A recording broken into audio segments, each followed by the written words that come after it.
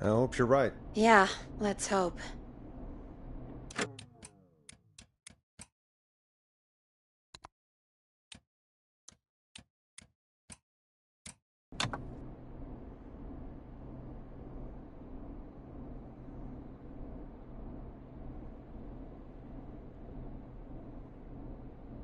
Oh, the kids are back already. Line 1 again. If you're just tuning in, we're coming to you live with a bunch of teens about to flee a madman. Listener discretion is advised. Are you ready, Carrie? We're good to go, Forrest. Don't die, okay? You got this. Here we go, everyone. Spotter, to the roof. Go, Heather. She's off and away. All right, Brenner. Get ready. Wait for the spotter's signal. Spotter says go. He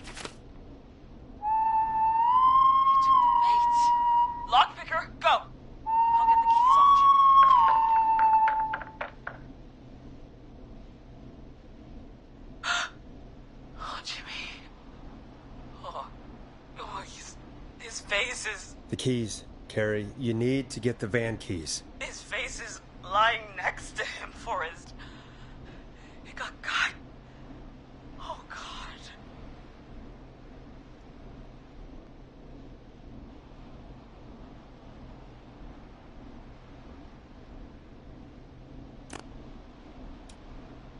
It's okay. It's his face, not yours. You got this. Right. Right. The van keys. Got him. And Hot David should be back any second. Lockpicker's still working.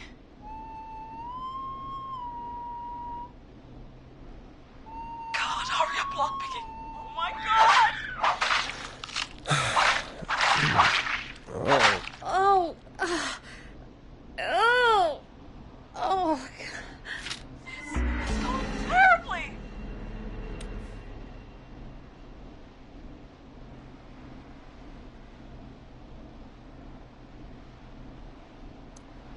You have to keep going. Don't give up, Carrie. Don't give up. Right. Right.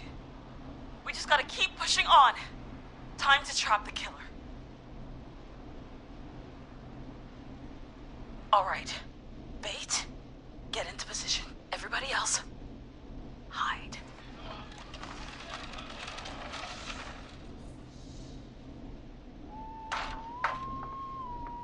Okay, performer. Now, act like your life depends on it. Oh. There he is. He's buying it. Oh no. He knows. Hey, damn it. Now, push the bookshelf over.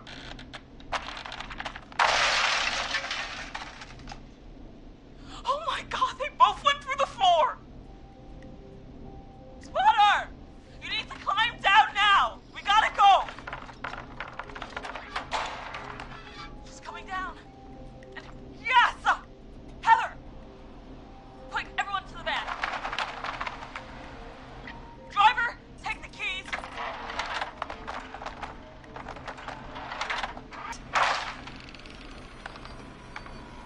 Carrie? Oh, what was that? It's the whistling man. Drive! Now! Hold on!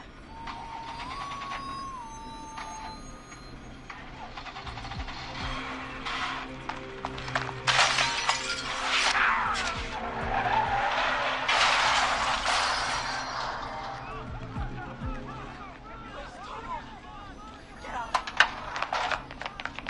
No, no, no. Stop.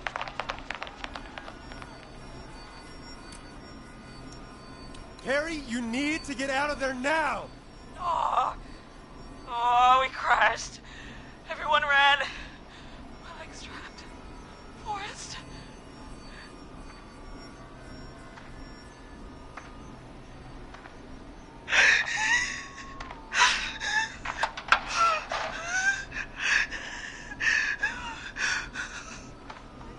Please, no! No!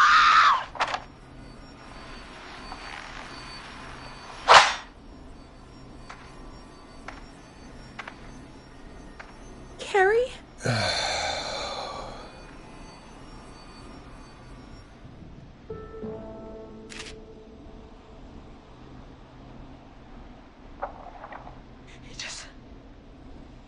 He just stared at me.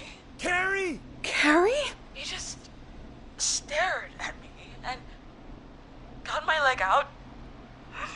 I don't understand. Thank God you're okay. Can you get somewhere safe? I can make it home. Thank you both for helping. If you hadn't, I guess the plan was just...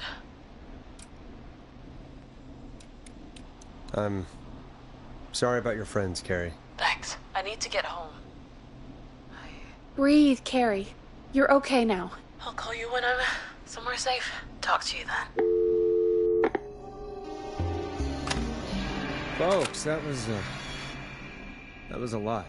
Our thoughts go out to the parents whose kids won't make it home tonight. For any kids listening in, please stay inside and stay safe. And parents, hug your kids extra tight tonight. Here's a song for the girl walking home in the dark.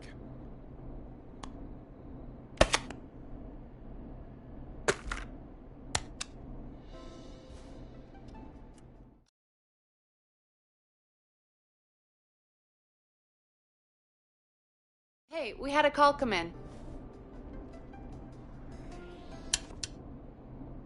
Forrest Nash here. Listeners, we've got another caller live on 189.16, The Scream.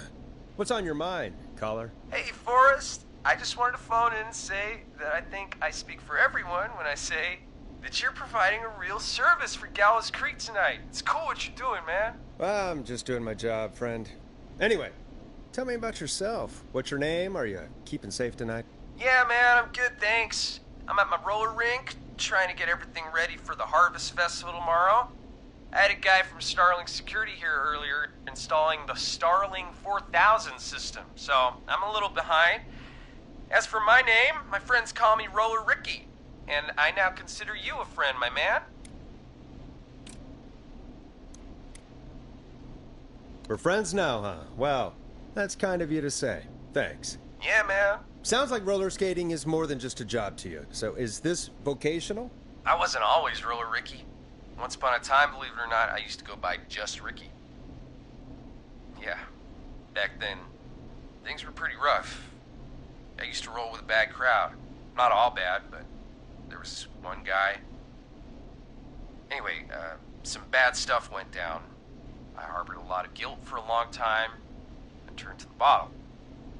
I didn't really talk about it or even know how to talk. It's just how it was. That bottle took the best years of my life. Or so I thought. It's never too late, Roller Ricky. How did you turn things around? I joined a support group. I opened up about my problems, and sharing that burden just took so much weight off. It's a long story from there, but I found roller disco. I learned how to have fun again, cutting loose and making shapes. Now whenever I get down, I get down.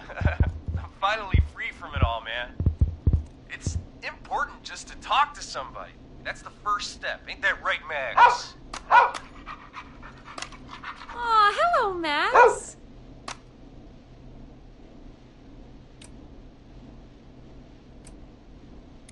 Welcome to the show, Max.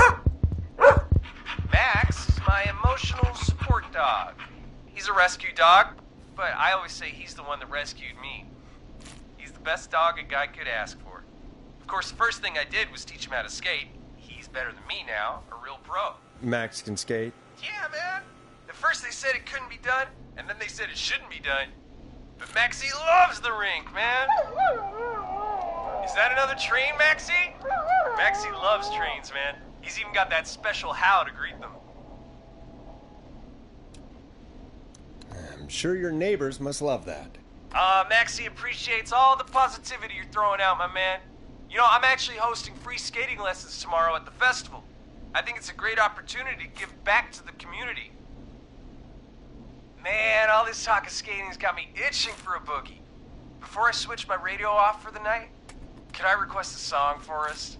Something I can groove to, you know, something funky. It'll be me and Maxie's final boogie breakdown tonight. Then I think we'll take it down a level. I can do that. Thanks again for calling. You and Max, be safe now, okay?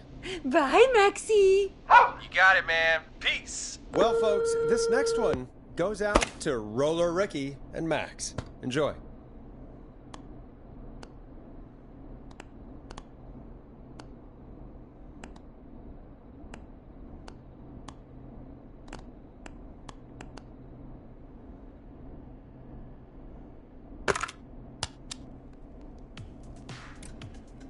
Here comes one of my favorites. I really needed that call, you know, after everything. Yeah, I get that. You talked a bit much for my taste, but it is inspiring to hear somebody come back from the brink like that. Yeah, that's what I meant. You were thinking about Max on skates, weren't you? Well, would you look at that? Another caller on the line. What are the odds? Better take it. Okay, Forrest, shut the music off. Welcome back to 189.16, The Scream. This is Forrest Nash. How are you tonight, caller? I'm doing okay. I made it home safe. Gary! Hey, I just wanted to thank you for doing what you could earlier. You know, even though not everybody made it, and, I don't know. Hey, it's okay. You were so brave earlier. You're safe now. I wanted to ask you why. Why he didn't...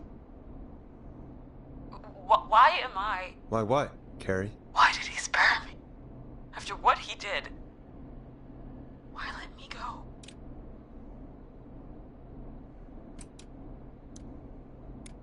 Maybe he only wanted to hurt the pranksters. Maybe. Did he just think everyone was making fun of him? Did he always hate these hazing rituals? I mean, if he did, why wait all these years to... Why do this now? These stupid hazing nights have to stop. Carrie, you did so well tonight. Stay safe and rest. Help is coming to Gallows Creek. We just need to hold on. Thanks, Peggy. Hey, Forrest? Could I request a song? Of course, Carrie. What song? Any song by Blast Processor. And thank you. This next one goes out to Carrie.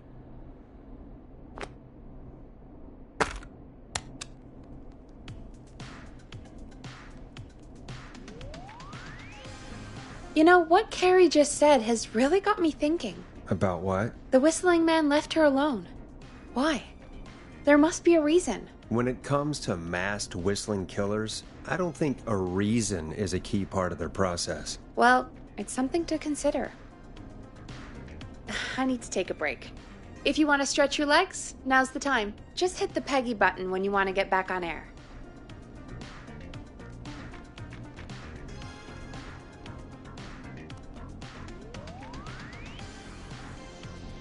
Let's get going, Peggy. Alrighty, we could run another segment or... Scratch that, Forrest. We have a caller. You're through to 189.16, The Scream. What's your emergency? Hello again, Forrest.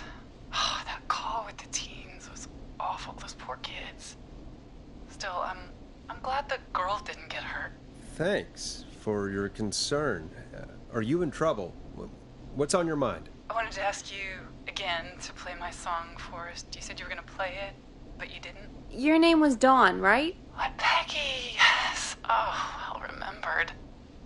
My name is Dawn, and I wanted to ask you again to play my tune, Forrest. Long Ride Home? You know, the one that Peggy said she threw outside the window? But we don't have that song. As you just said, Peggy threw it out the window. But, Forrest, you do have it. It's just outside the window. There's a serial killer on the loose. I can't just go outside hunting for a record. I'm really sorry, Dawn, but we just can't get it right now. But wasn't the whistling man just at the old murder house? That's miles from the station. It won't take you a second to grab it.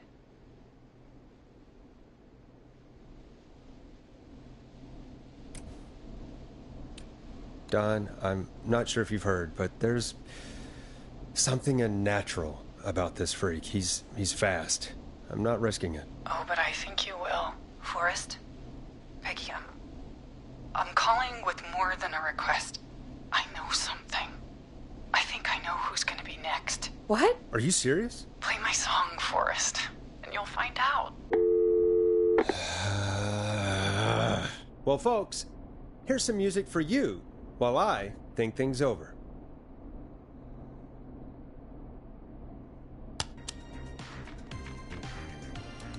Is she serious, Peggy? She's serious about hearing that song, that's for sure. Peggy, I mean, is she serious about... I don't know, Forrest, but we don't really have a choice, do we?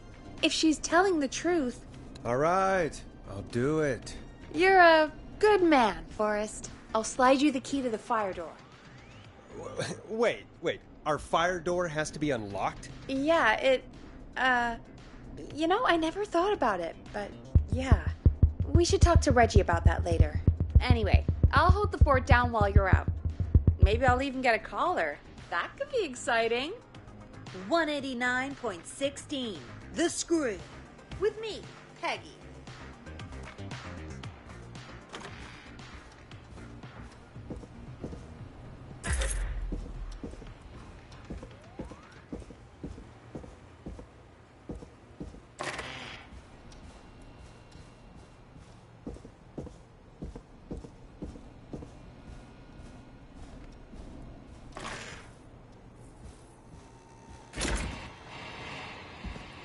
You know, I hope she'll be happy when I'm brutally murdered by the Whistling Man. Out here, in the open, alone.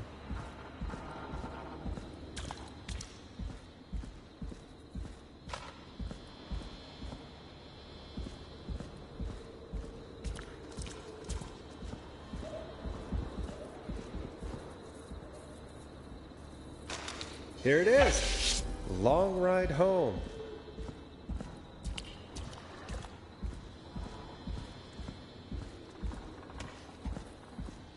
Of course, it locks behind me. And of course the key doesn't work on this side. Fantastic. Maybe there's another way back in through the basement. A door, elevator, or something.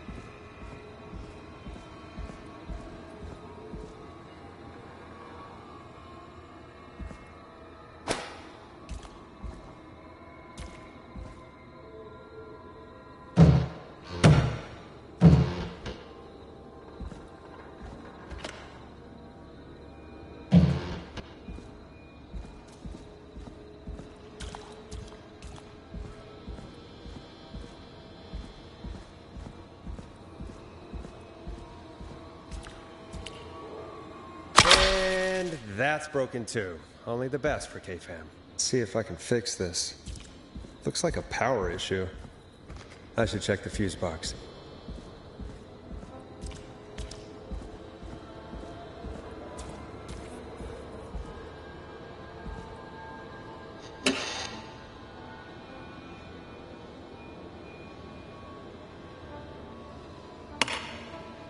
Looks like I'm gonna have to hunt around for some new fuses.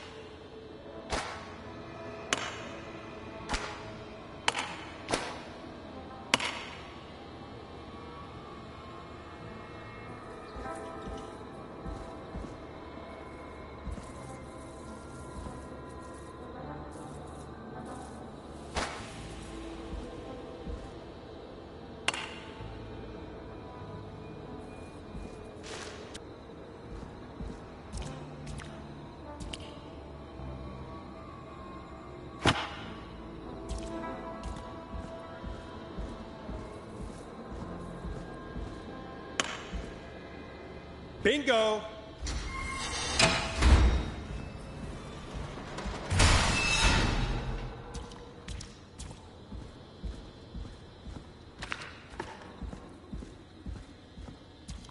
I could probably survive that fall.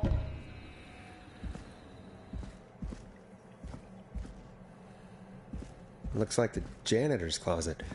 What did Peggy say his name was? Clive?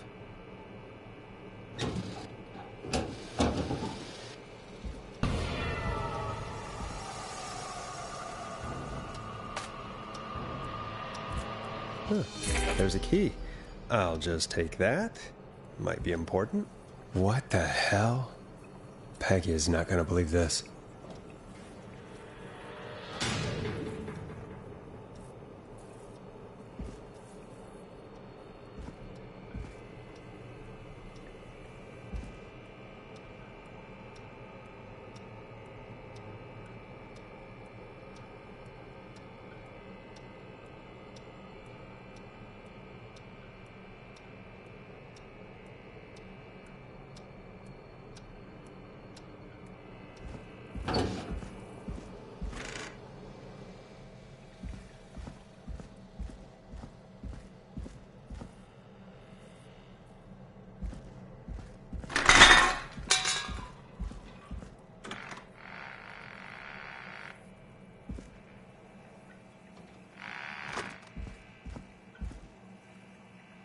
I wonder how the show's going.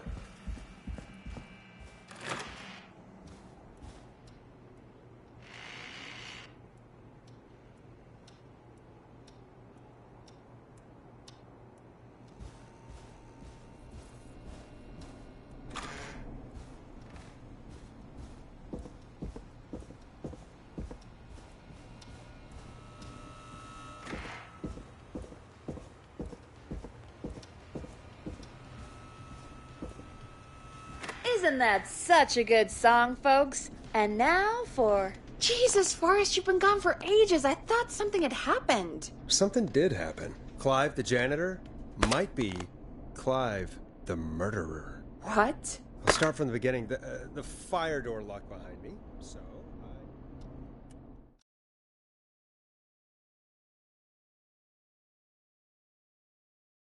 Why did you heave that thing all the way up here? because the basement's creepy as hell, and I don't like standing around down there. Fair. All right, let's run through this again. We have a creepy board you found in a creepy basement made by our creepy janitor who you think is the creepy whistling man. Yep. And on the creepy board are the names Chuck Brody, Kim Walker, Rebecca Allen, and Aunt Williams. Correct. And you think one of these people will be the whistling man's, Clive's, next target. That's right. And we've got to find them. You said there are 4 locations listed there too? The hospital, the power station, the gas station, and the trailer park. Clive must think the target is at one of those locations. Forrest, you're gonna have to figure out if any of the potential targets are at one of these locations tonight. Hit the button if you need any help.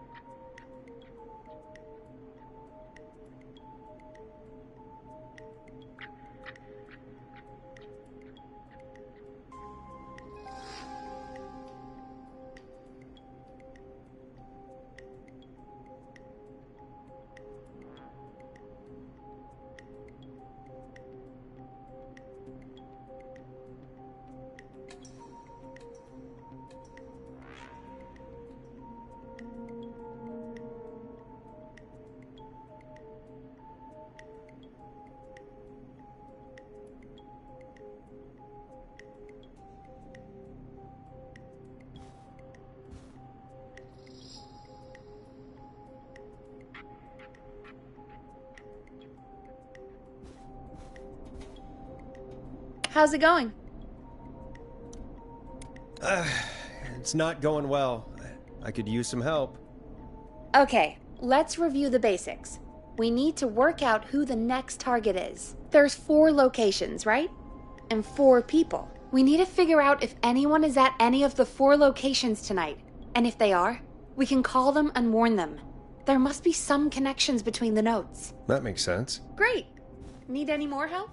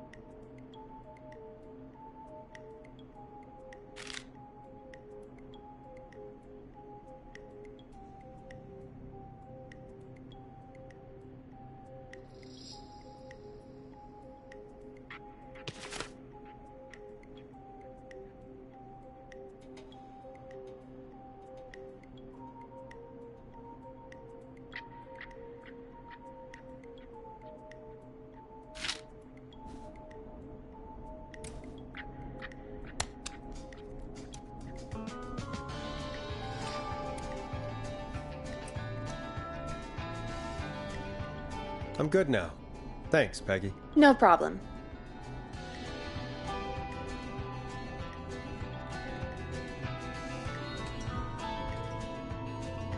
How's it going? It's not going well. I could use some help. Okay, let's review the basics. We need to work out who the next target is. There's 4 locations, right? And 4 people. We need to figure out if anyone is at any of the 4 locations tonight. And if they are, we can call them and warn them. There must be some connections between the notes. That makes sense. Great. Need any more help?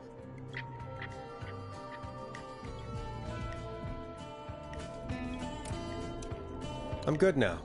Thanks, Peggy. No problem.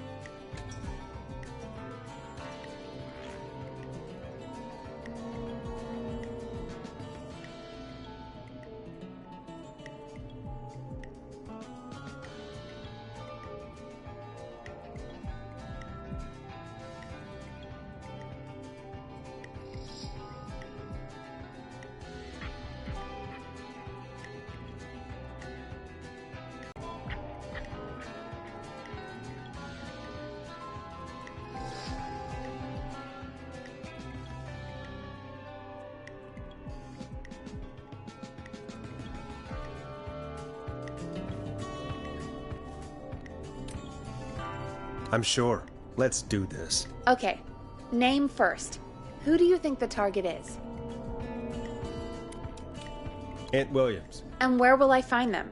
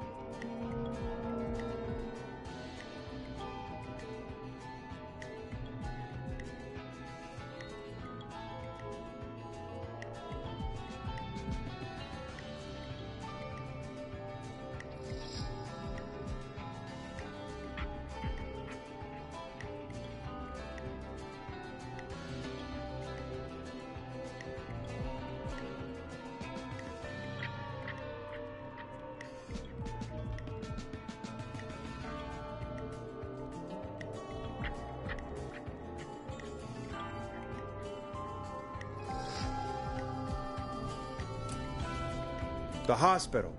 Okay, I'm dialing. One moment.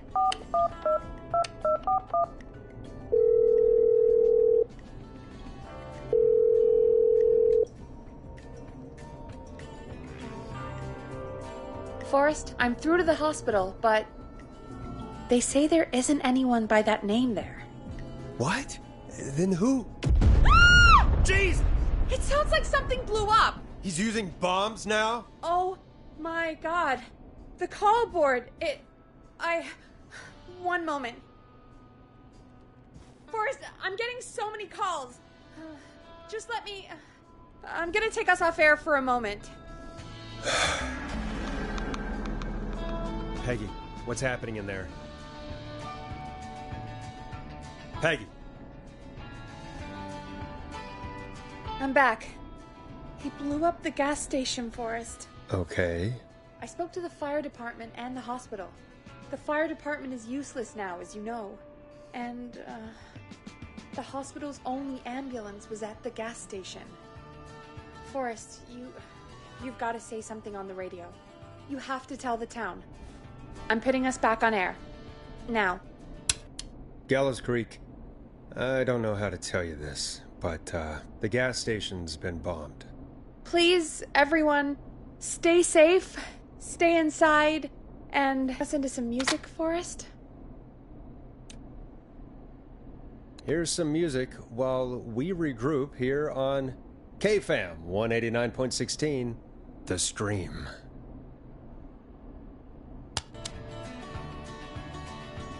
A classic back by popular demand. This is Long Ride Home by the Barn Finds.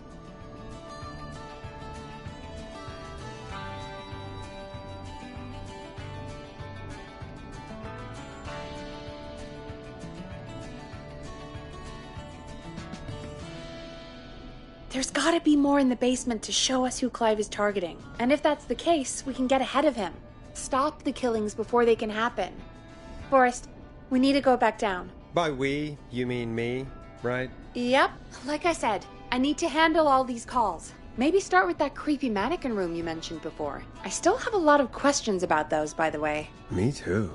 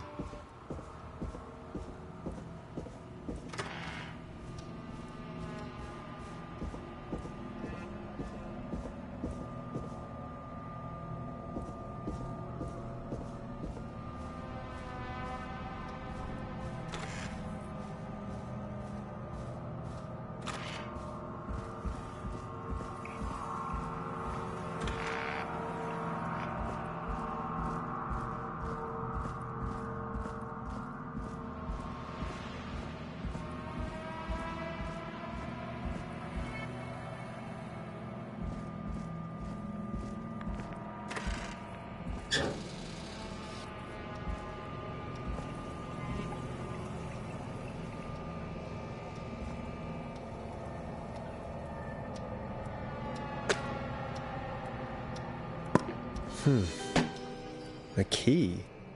Was this always here? I must have missed it when I brought everything upstairs.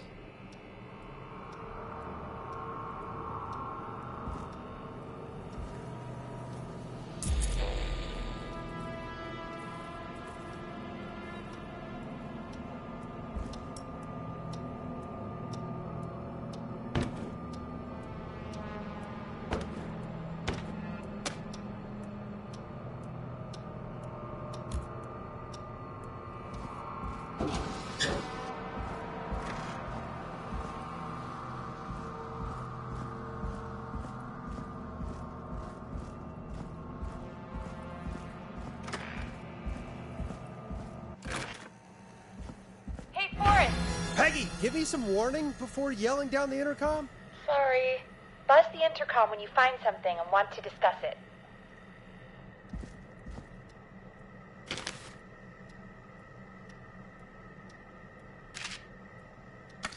Peggy, I've found a tape and a map down here. A map of what? Looks like it might be to somewhere in this storage area. Weird. Well, maybe the tape will give us more information. Give it a play.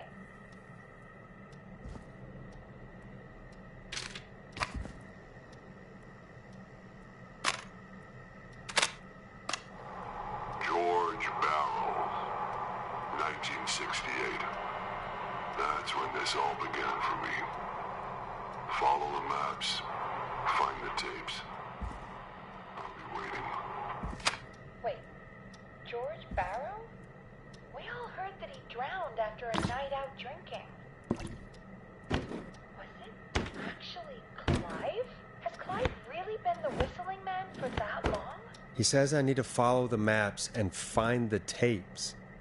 I guess that's what this map is about. I think we need to see what else is hidden down here. Be careful, Forrest. Keep looking. Buzz the intercom when you found something.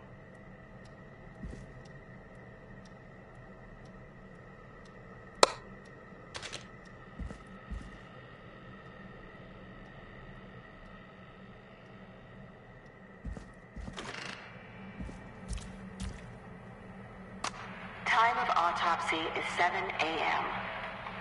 Cause of death is asphyxiation from drowning.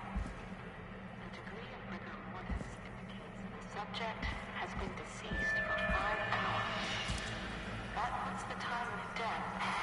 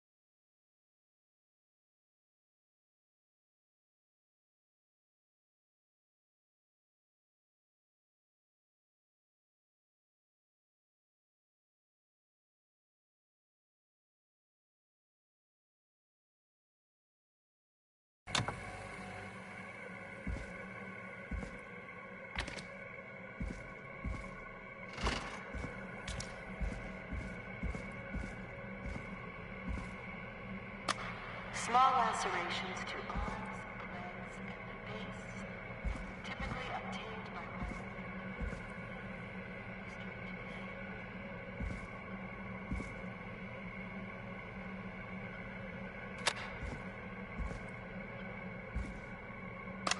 preliminary toxicology results shows no signs of inebriation.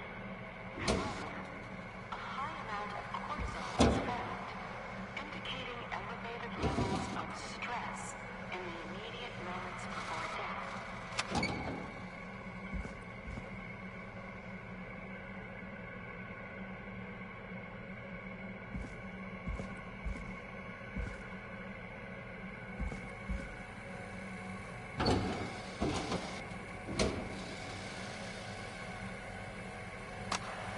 Additionally, there appears to be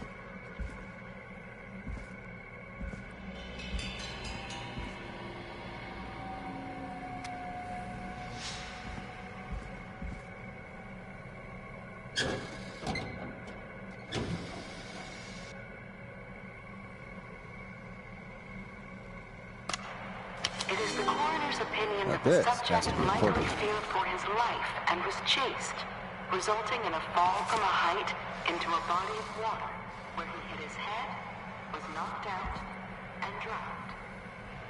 Following that, he was moved.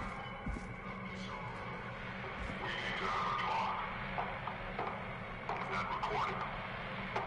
Shut it off. If you're listening to this, then I'm probably dead. What the? I'm a man who likes to stay informed. I've got subscriptions to newspapers all over the country. A new vinyl for my 2 collection. weeks ago, I noticed headlines cropping up in those papers, one after the other. Each headline about a murder. Each murder, the death of someone I knew almost 20 years ago.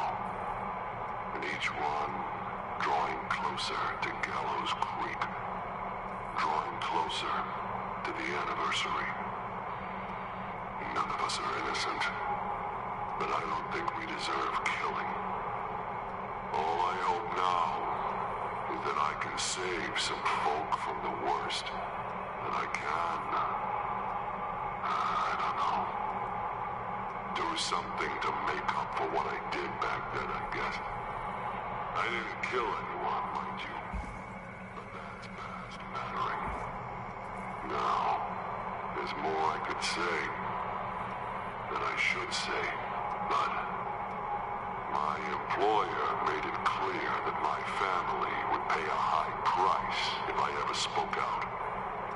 So, hopefully I've said enough for you, listener, whoever the hell you are, to start putting the truth together. What the hell? Peggy is not gonna believe this.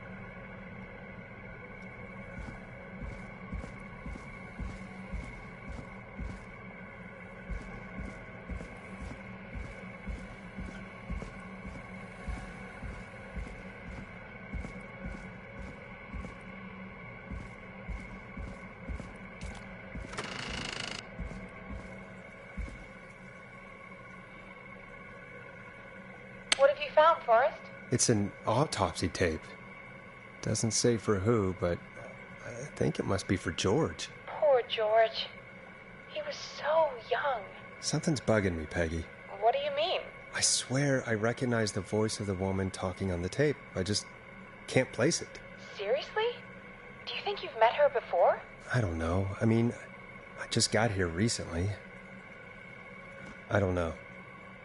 Found another tape. It talks more about how George died. What did it say? It sounds like he was running for his life. Sprinting through trees and bushes, getting cut up all over.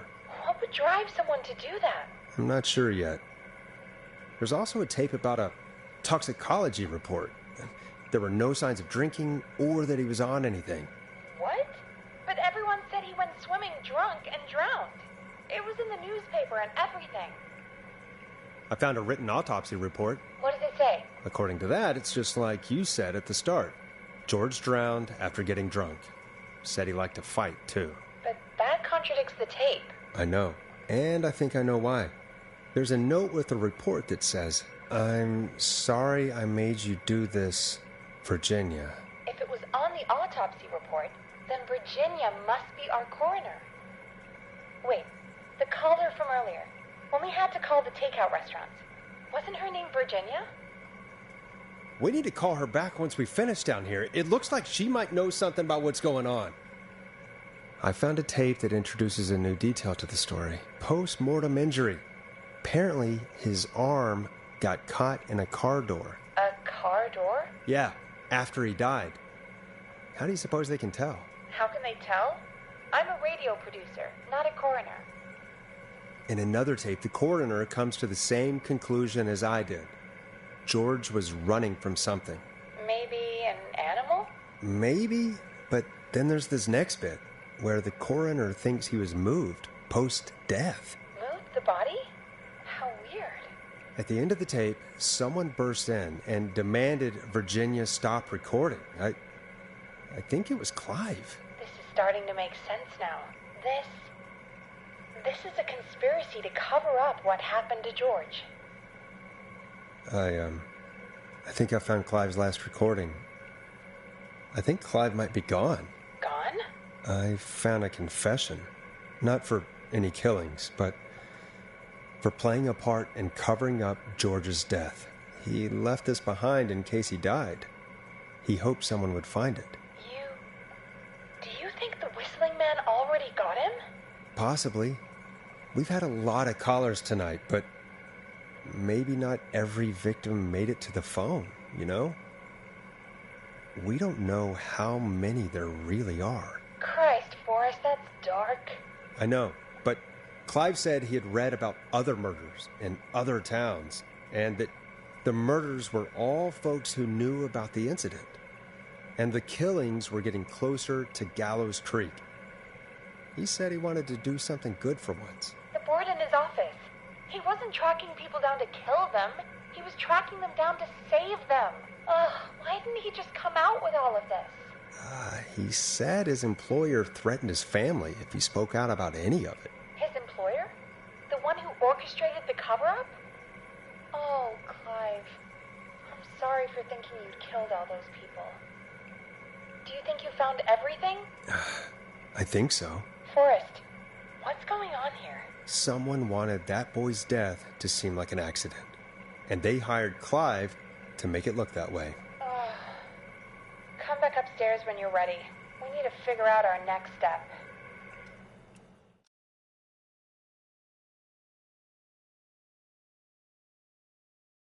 Thank God you're back, Forrest.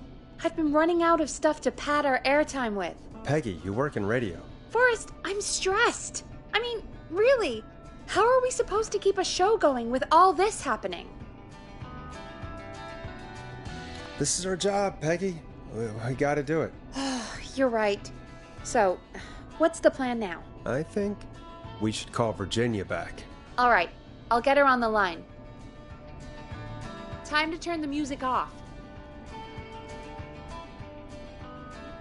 Hello again, Gallows Creek. This is Forrest Nash. We're circling closer to the truth behind tonight's events. To this end, we're calling back one of our earlier callers, Virginia Sullivan.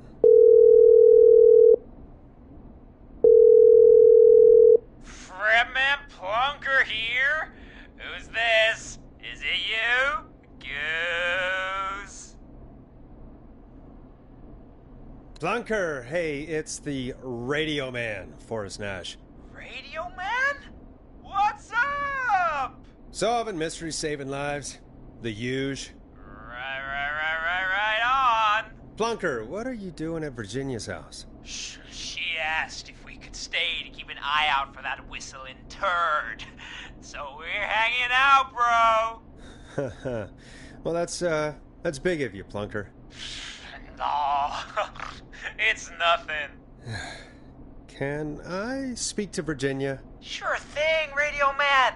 I'll just go get her. Who is this? Hey, Virginia, it's Forrest. I'm glad you're still okay. Oh, Forrest. Sorry, I'm still jumpy. Don't be sorry. You've been through a lot. I'm so sorry this happened to you, Virginia. I thought I was. I thought... Easy. We're not calling to talk about earlier. We're calling because we think you can help us understand why this is happening tonight. Me? What would I know? Does the name Clive mean anything to you? Clive? No. I don't know that name. What are you asking about this for? You mentioned that name earlier when you called us the first time. I don't know what I said then. I was petrified, Forrest. Clive's the janitor at our station, and we know you spoke to him in the past. Forrest, please. You don't know what you're doing. He'll come for me. Virginia, it's okay. Clive won't be coming after you. We think Clive's dead. Dead? But isn't he? He's the whistling man, Forrest. Why are you so certain Clive's the whistling man? Because he... all those years ago, he... It's okay, Virginia. He's gone. We found evidence to suggest he... well... And we found your autopsy reports for George Barrow. How? I saw him destroy them. Well, he didn't. I don't know if he kept them or made copies or what, but we found them. And we know it's related to what's happening tonight, which is why we called you. Why did you write a false report? All right. One day, I came into work to find a boy on my slab. And as I finished the autopsy, this man, Clive, he just burst in. And he started making demands to give over the reports, to falsify what I found. Of course I said no. But, well, when someone wants to make you do something, they can use the carrot or the stick. For me, he used both. You see, my sister is sick. She has a chronic condition that's never going away. It's expensive to treat, and it was getting to where I couldn't afford it. And Clive promised me that his employer would pay for my sister's treatment if I did what he said, and that if I ever spoke about this, he'd beat me to within an inch of my life. I don't know why he had me do it, but my sister needed me. You have to understand. She needed me. We understand.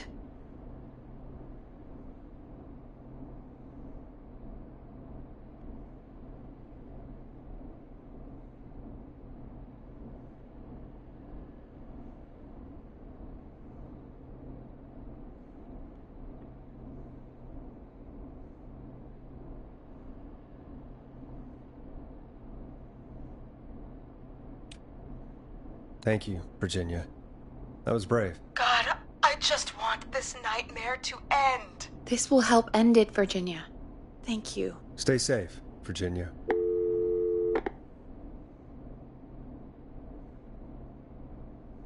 So, Virginia is tied up in all of this. Clive threatened her to keep quiet about George's death. But for who? Why cover up these details? We could try Sandra. What would Sandra know? I don't know, but we have to start somewhere. Anyway, just be careful when you're talking to her. Don't push too hard. We don't want her to hang up. I'll be careful. All right, calling her now. Hopefully she's at her jazz studio. Aha! Forrest, you're through. Hello, this is Sandra at Jazz Pizzazz Jazz Studio. Who is this? Hello again, Sandra! It's Forrest Nash of 189.16, The Stream. And you're live on air. Oh, I always thought folks called into a radio show, not the other way around. How jazzy. What can I do for you? Well, we're trying to understand what's behind the attacks tonight. We had a few questions. Why, Forrest, of course. Heck, after the way you saved my life, I'd say yes to just about anything you asked.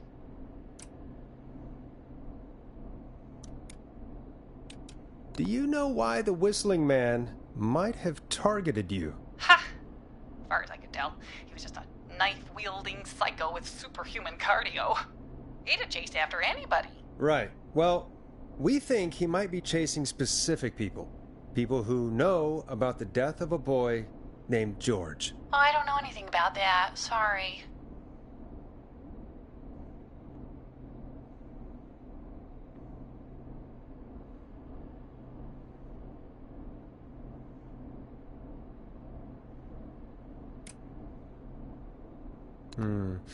Have you had to keep quiet about anything? Any secrets you've had to keep? What would I have to keep quiet about? I don't know. I mean, could be that you've seen something or heard something. I never saw anything. And even if I did, what would that matter? And it was years ago.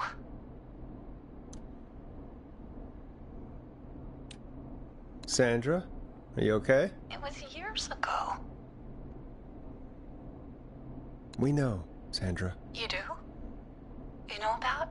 Yes. Of course. This studio is my life. After I found the body in the river, I couldn't lose my studio. Do you understand? Sure. I understand. When the rent just kept going up, he said he'd stop if I just needed to keep quiet. And everything would be okay.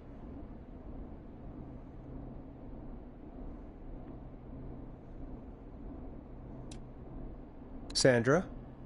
Who was he? He said if I told everyone I found the kid in the reservoir instead of the river,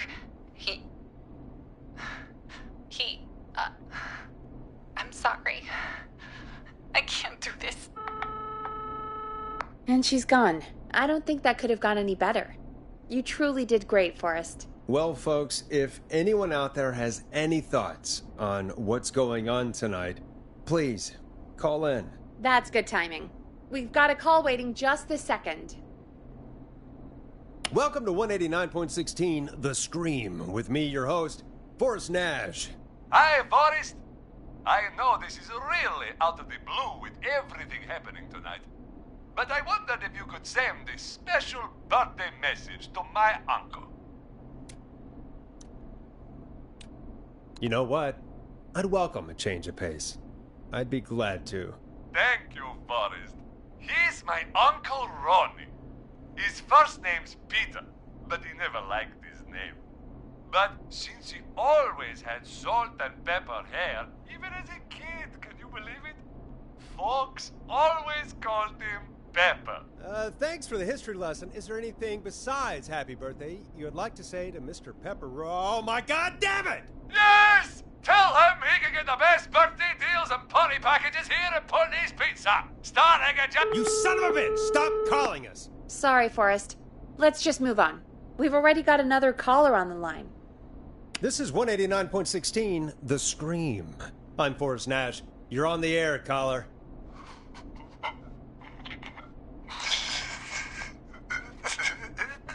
Caller.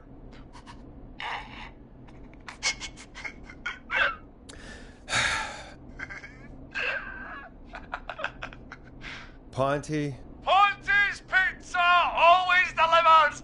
Come rain or sleet or whistling man, we'll be there.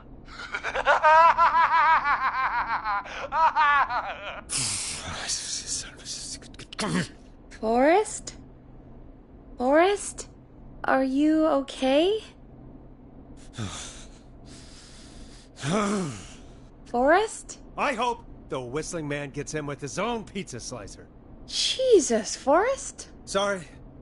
That was too much. It's okay. It's been a high-stress night. Don't worry about him anymore, okay? Not for tonight, anyway. I think he's spent for now.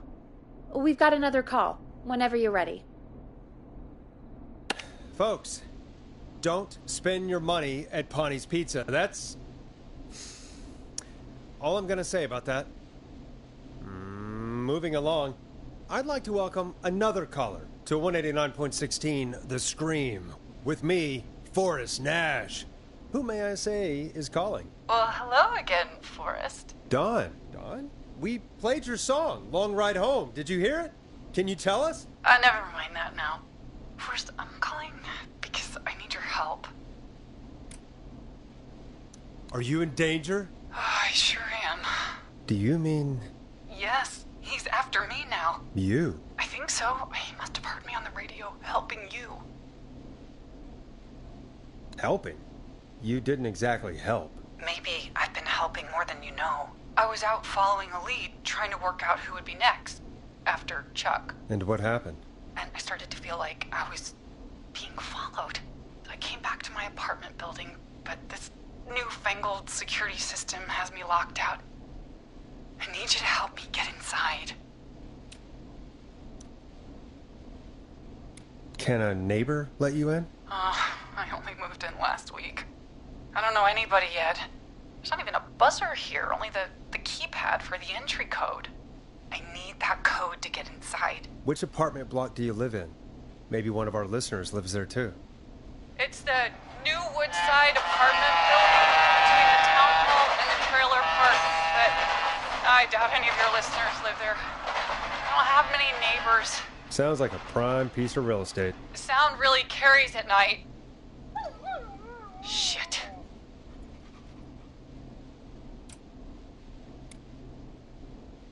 I'm guessing you're not a dog person. No, I'm not. It's my neighbor's dog. Boy, I wish he'd muzzle that thing and... Oh. And now he's blasting David Scopo out of his window. Listen, I can't get any... This man is coming down the street. I don't think he's seen me yet.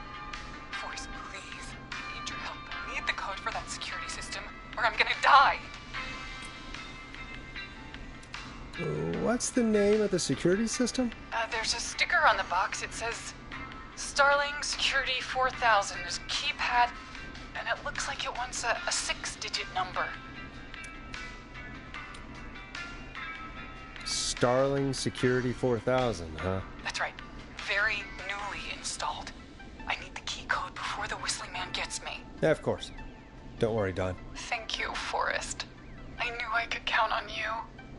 I'll sit out of sight. Call me back soon. All right, folks. Here's a little tune for you all to enjoy while I try to break Dawn into her apartment. You were pretty quiet there, Peggy. Forrest, was it just me, or was there something... Yeah, it wasn't just you. Something was weird about that. Yeah. Well, tell you what. We have a Starling 4000, or whatever, here at KFAM. Clive bought one for the station. Maybe we can find something to help. Well, I'm not sure who. But to help someone.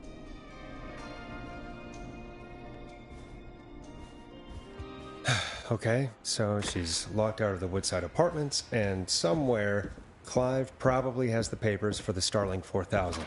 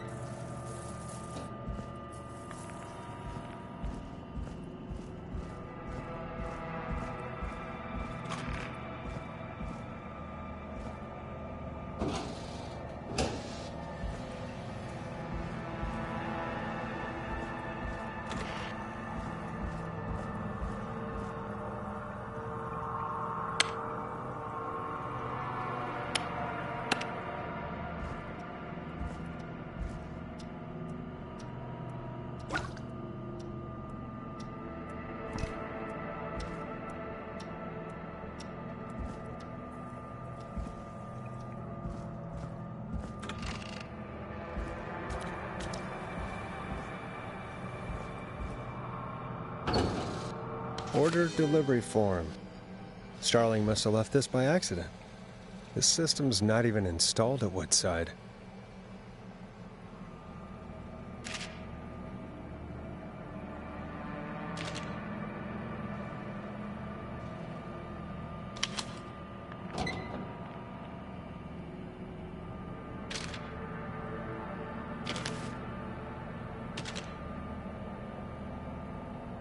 Starling 4000 user manual. Ah, these codes should come in handy.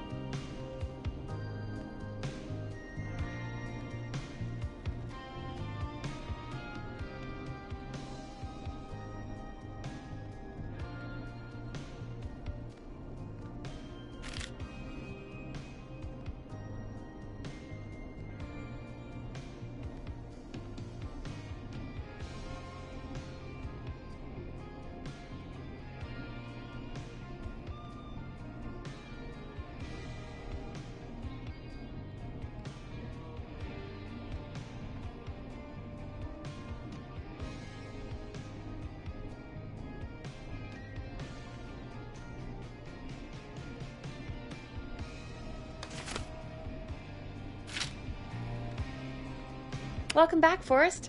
Find anything? The Starling 4000 security manual. It's got a bunch of codes. Good.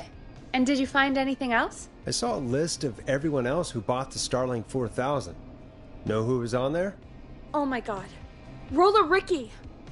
Do you think we should give him a call? Is that crazy? I don't know what you'd say, but... Just put me through to Don. I'll take care of this one way or another. Okay, if you say so. When you're ready, shut the music off. Line 1, whenever you're ready.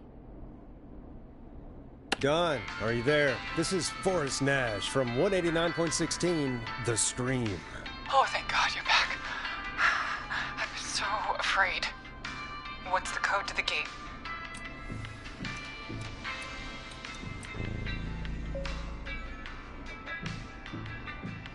The code is 715914.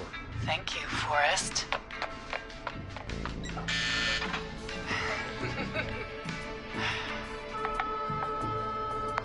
Forrest, what did we do? Whoops. Maybe that wasn't. Forrest, there's another call coming in. Evening, caller. You're live on... Forrest! The psycho's somewhere in the roller rink, dude. I just saw a shadow. Goddamn, how do you even get in? You've got to help me, man. Forrest. Maxie, no! Come back. I can't find my rifle, man. I don't want to hurt anybody, but I can't let anything happen to... Maxie! Maxie!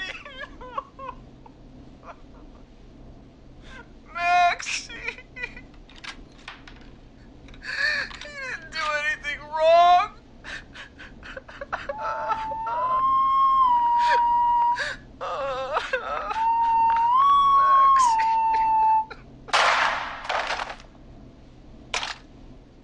Thanks again, Forrest. Oh, God, poor Ricky. Okay, Gallows Creek.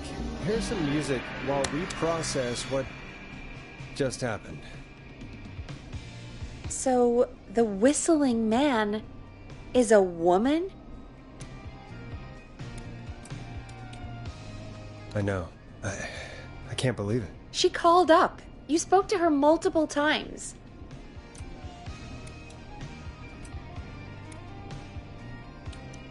I thought she was just regular Gallows Creek Strange. Really, Forrest? Why do you think she requested that song? To get me outside? Maybe, but how? She didn't know the song was outside to start with. That's right. She never actually attacked me out there. So? What now? I guess I should make an announcement. We do have new info. Okay, kill the music and you can make the announcement. Okay, you're live in 3, 2... Hey folks, this is Forrest Nash here. I hope you're all safely locked inside. For those of you listening to that last call, you might be wondering what to make of it all. Here's our take. We now believe the killer is actually a woman. One who might manipulate you into letting her in before she attacks you.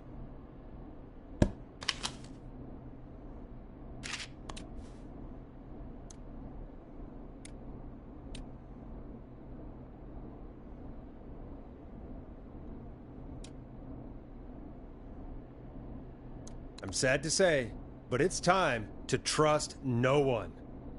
The killer was calling themselves Dawn. This could be a fake name. If anyone needs help or you have info on the killer, please call in. You folks have my new number, right? It's 911. Hopefully, our next caller can help shed some light on our killer. Hey, we had a call come in. Okay, folks, time to take a call. This is Forrest Nash, and you're listening. Please help me. My name is Casey Moore. I'm at 25 Nancy Drive. My best friend's been stabbed. He's bleeding everywhere. I don't know what to do. Please help me. Is he still breathing? Yeah, but he's bleeding out fast. I really need help. Please. Take a breath. We'd been out at the reservoir. We were heading back to his place when we heard this whistling all of a sudden. He just started freaking out. He screamed at me, told me to hide. I'd never seen him like that, and I just panicked and ran and hid in a bush. Oh no. Forrest. Then what happened? He went up the road and talked to someone. I couldn't really hear or see anything. It sounded like he might have known the person, and they just stabbed him.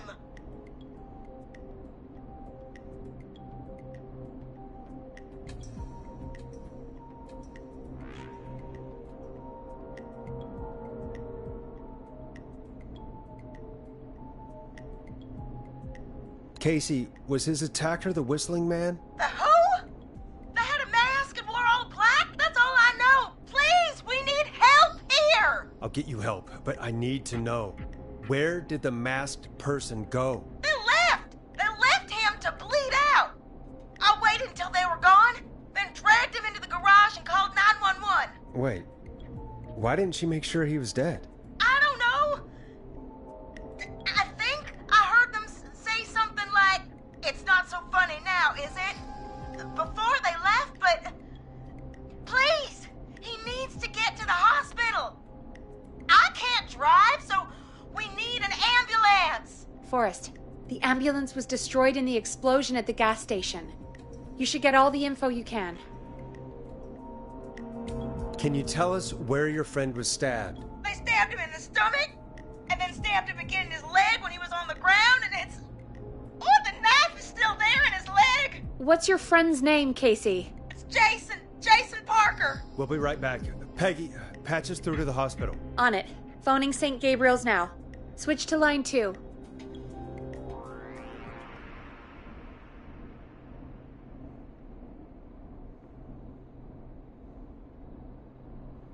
Hello, St. Gabriel's Hospital. How can I help you? Hi, this is Forrest Nash from 189.16. We have a stab victim at 25 Nancy Drive named Jason Parker. He's been stabbed in the stomach and the leg. He's bleeding heavily. Oh, God, I'm sorry. But the ambulance is... well, you know. I know, but please, we need something, or he's going to die. Forrest, Listen, you're going to have to get him here. We need to see him, and we can't get there ourselves right now. We don't have any way to drive him right now. And even if we did, he's bleeding out fast. All right, listen. We need to buy him time to get here. That means stopping the blood first, and then finding someone to stabilize him. To stabilize him, you really need someone with first aid training. Do either of you have any? No. Me neither. Damn it. I'm really sorry about this, but I have other patients who can't wait. All I can do is talk you through the procedure as quick as I can, and then leave the rest to you. Do you think you can handle that? Hit me. I'm sure we can handle it. Okay, from the top. If he's bleeding out, then you need to get him comfortable and try to stem the bleeding. Lay him down. Apply continuous pressure directly to the affected areas. When the bleeding slows, get a clean cloth of some kind and hold it over the wounds. Get them comfortable. Apply pressure. Clean cloths when slowed. Got it. I think. You said he was stabbed, right? If the object he was stabbed with is still in him, don't take it out. It's stopping the worst of the bleeding right now. If anything, you should secure it so it stays where it is. I wouldn't have thought of that. It makes sense, though. God, that was a lot of info. But I think we can handle this. Glad you got it so far, because there's more to go. I'm still with you, Doc. What else do we need to know? If he's lost a lot of blood, he may enter shock. If he does, act fast. If you applied a cloth and it's bleeding through, don't remove it. Just apply another on top of it. If it's safe, elevate his legs to get blood circulating to his vital organs. Try to keep him warm. Get him to rest and reassure him. We need the patient to stay calm. All right. Don't replace bandages. Elevate his legs. Keep him warm and calm. This is a lot. I'm really sorry. That's as much as I can give you right now. Try to stop the bleeding. Find someone to get him stabilized and get him here as quick as you can. Good luck. All right, Forrest. Casey's still on line 1. Hello? Hello? Forrest, are you there? I'm here. How is Jason doing? Badly. He's still bleeding. I need help. I've been putting pressure on his stomach wound since you left, but he's still bleeding. I don't know what to do. That's good, Casey. The nurse said to do that. What about the knife in his leg? It's gotta be hell. Should I pull it out? No, don't touch the knife. The bleeding will get worse if you pull it out. Are you sure? I'm sorry. I'm gonna stop making suggestions. No, don't worry, Casey. We're a team here. We're all going to get Jason through this. Casey, is his leg wound bleeding right now? I hate looking at that knife. Yeah, it's bleeding. His stomach is worse, though. I think we need to secure the knife so it doesn't move around. Do you have anything you can tie around it? Yeah. There's some laundry piled up on top of the dryer, some cloths on the hood of the car, and what else? I guess I've got my jacket. Take the cleaning rags and hold them over the wound. I really hope these are clean. Here we go. I'm sorry, Jason. It's secure. I'm putting pressure on his stomach again. I'm starting to think we might make it. Forrest, can I have a word? Now isn't the best time, Peggy. Can it wait? Forrest, it's kind of important. All right. Give me a second. Casey, I'm going to have a quick word with Peggy. Keep putting that pressure on and let us know when the bleeding is under control. You're doing great. But what if something happens? We'll still be here. Just shout if you need anything, and we'll be there. I promise. Okay. I'll wait. Jason, please be okay. What's up, Peggy? We can't stay on the line with her all night. Dawn is still out there. What if other people need us? You're right. She's probably on her way to her next target right now. Exactly. And you heard the nurse. We need someone there with training who can stabilize him. He's got to get to the hospital somehow.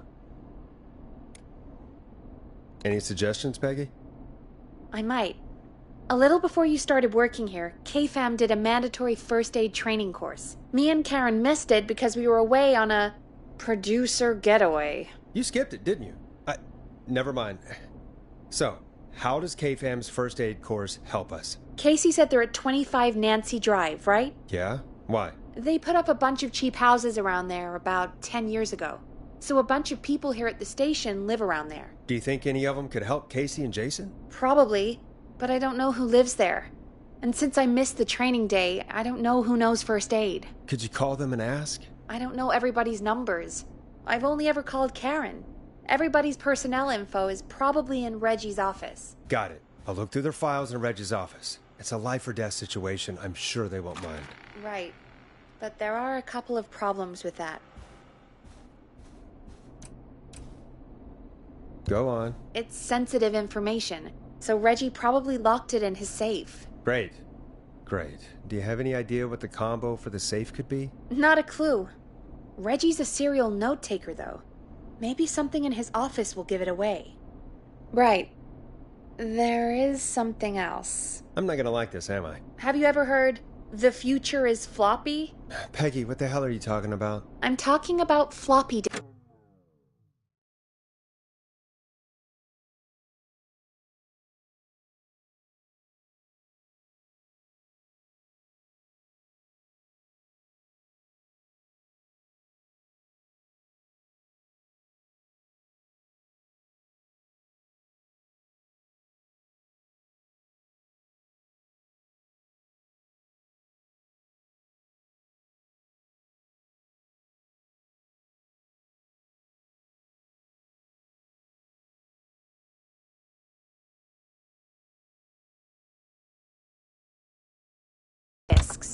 Floppy disks are like these futuristic things that have information on them. You put them in a computer and they do something. Peggy, I know what a floppy disk is. Anyway, Reggie decided that the future is floppy and started phasing out our physical records and replacing them with these floppy disks. I imagine it's the same for our personnel files. That's good to know. Since we haven't heard anything from Casey, I'm guessing Jason's okay for now. I'll check out Reggie's office and see what I can find. You'll need a key for that. I'll just slide it under my door now. Thanks, Peggy. I'll just have to look around.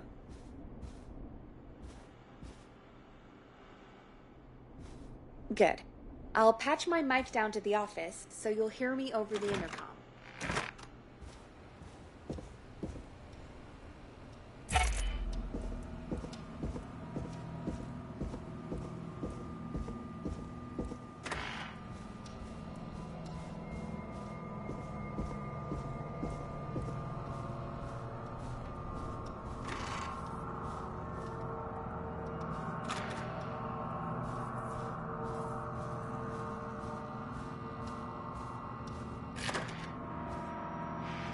Looks like I need a 4-digit code.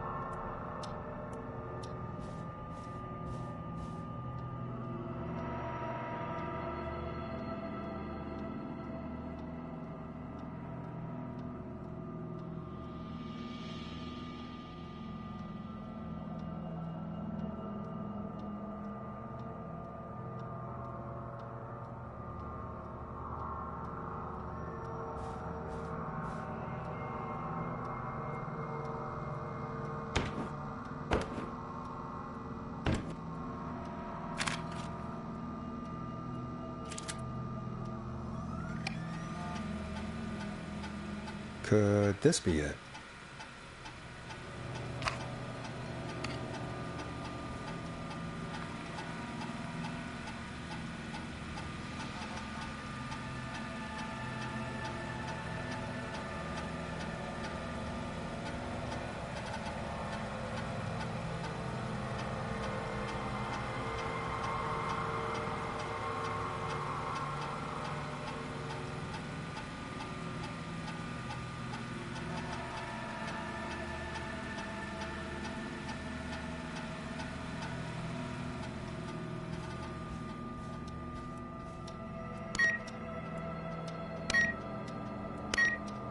Nice.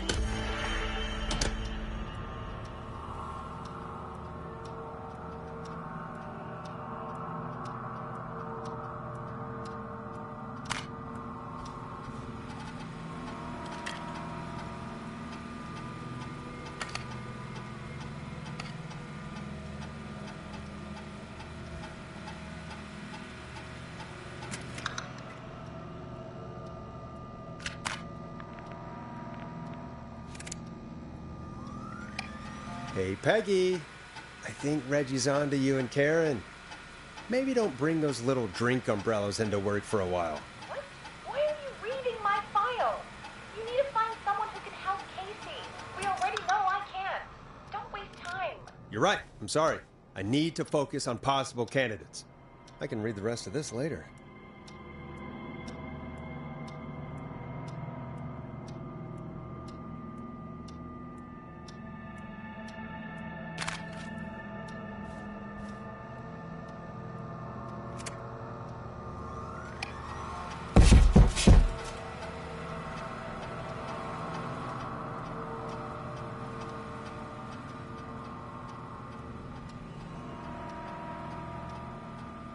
Hey, Peggy, you there? Yeah, I'm here. Did you find what we need?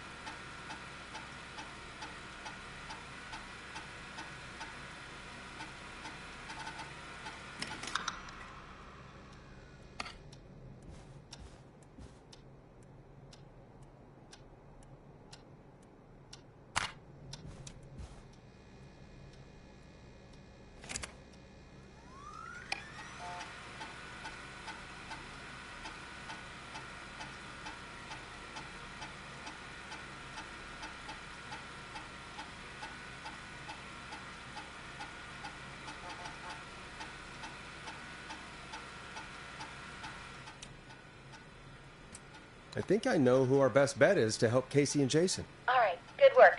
Who should I... Hello? Is anybody there? Please pick up. Casey, I'm here. What's wrong? Jason started going pale. I tried to get him to rest, but he just threw up everywhere. What's happening? What do I do?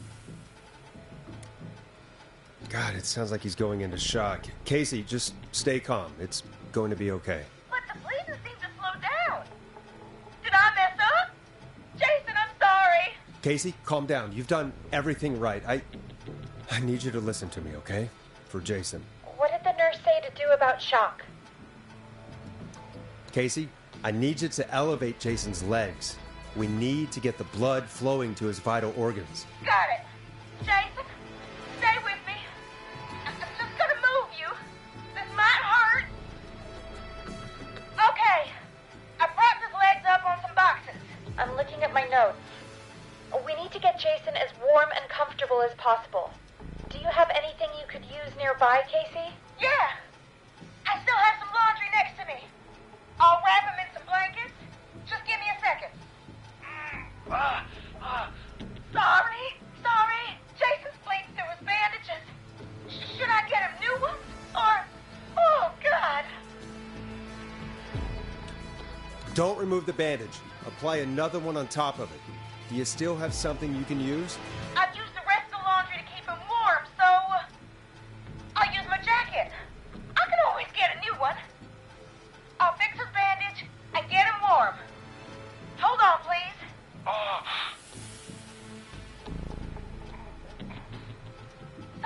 Sorry. I'm done. You're gonna be okay, Jason. Just relax now, okay? Boys, I'm scared. He's not doing well. Is he gonna...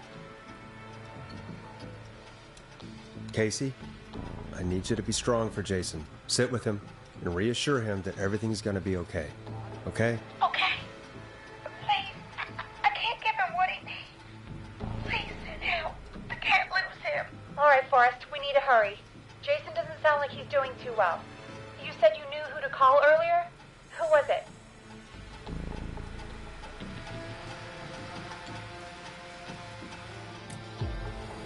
We need to call John Hedges. He lives on Nancy Drive. He didn't really participate in the first aid training, but he's a former war medic. He's probably the most trained person we have. Really? I never really spoke to him before. A war medic, huh? Yeah, and according to Reggie's notes, John keeps all of his old equipment at his house. He's something of a hoarder. All right. What's his number? 5420735. Calling now. Let's hope he picks... Who the hell is this calling me? What time is it? John, it's Forrest Nash here at K-Fam. We have an emergency and we need your help. Forrest? If this is a work emergency, then it can wait until the goddamn morning. Just leave me a note like everybody else. A man has been stabbed by the Whistling Man, or... Never mind. He's lost a lot of blood, and he's passed out. We need you to help him. The Whistling Man? What kind of joke is this? John, we're not kidding. A man is gonna die if we don't help him right now. Seriously, I haven't been called on for over 10 years. Where's the patient? What's his condition? He's at 25 Nancy Drive. I think we got his friend to stem the bleeding, but he's gone into shock. He's passed out right now. You say he was stabbed? Do you know the extent of his injuries? From what we were told, he has 2 major stab wounds. One to the stomach and one to the leg. The knife is still in his leg, and the stomach wound is open. Understood. Let me grab a few supplies and I'll head right over. Damned if he dies on my watch. Thank you, John. We'll let him know you're on your way. Good luck. Hello, Casey. Are you there? How are we doing? Bad. Jason seemed really weak, and then just started crashing.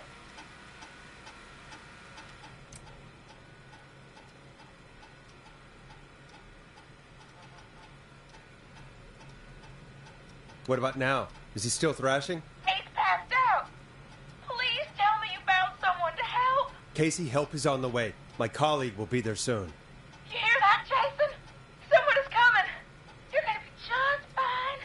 Just hold on for me, okay? Just hold on. Come on. Hello, Casey. This is John Hedges. I'm here about Jason. Please let me in. I'm guessing that's Jason there. Casey, I'm gonna need your help. Forrest, Peggy, don't you two worry. We've got this from here. Okay. Forrest, we'll call you back later. I have to go now. Good luck, everyone. God, I hope he's gonna be all right. And with that, the show moves on. We're sending our best wishes to Jason. Well, after all that excitement, I think we could use some music. Come back upstairs when you're ready.